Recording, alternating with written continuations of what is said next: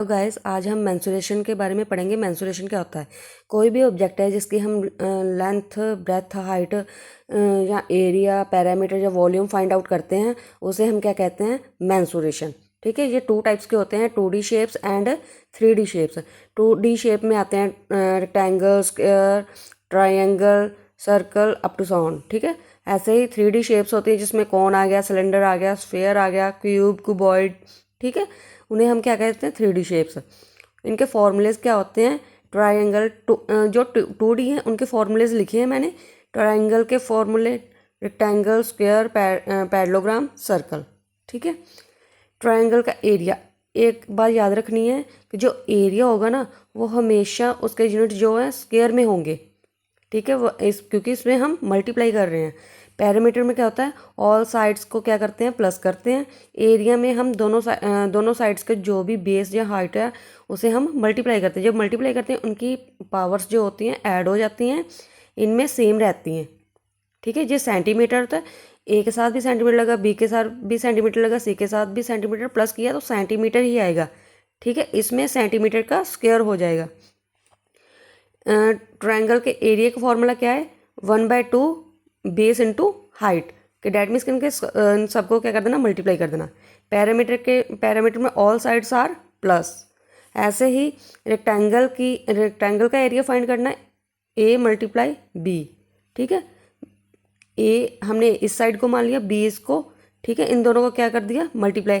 क्योंकि ये अगर ये ए है तो ये भी ए होगा, अगर ये बी है तो ये भी बी होगा।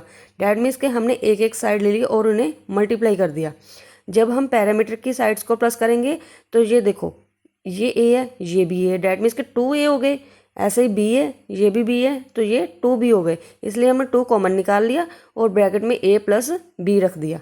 ऐसे ही स्क्वायर है, स्क्वायर की अगर हम मल्टीप्लाई करते हैं एरिया में तो A मल्टीप्लाई A, क्योंकि एक लेंथ ले ली, एक ब्रेथ ले ली। ठीक है, या ऐसा समझ लो। ठीक है, A मल्टीप्लाई A, 2 साइड्स ले ली हमने।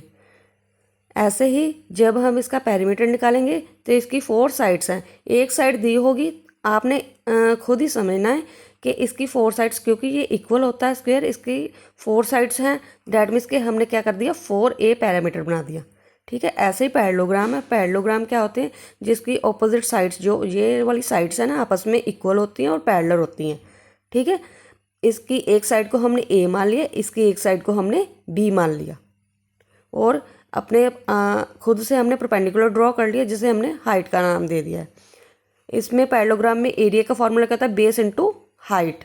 ठीक है, ऐसे ही पैरामीटर में क्या होगा?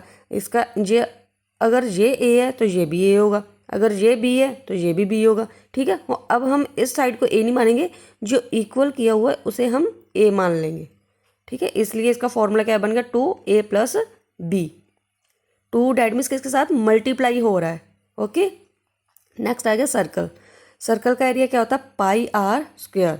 ठीक है, पाई हम अपने आप से मान लेते हैं और यहाँ पर हमने क्या मान लिया? रेडियस। पैरामीटर का फॉर्मूला क्या होता है सर्कल का? 2πr। ठीक है, क्योंकि हमने प्लस करना ना, प्लस करना डैट मीन्स कि ये पूरा हो जाएगा, पूरी लाइन ड्रॉ होगी। जो पूरी लाइन होगी ये डायमीटर हो गया, डैट मीन्स के 2r, r प्लस r क्या हो गया? 2r। पाई हमने साथ में लेना क्योंकि इसकी वैल्यू फाइंड आउट करनी थी। Okay, thank you.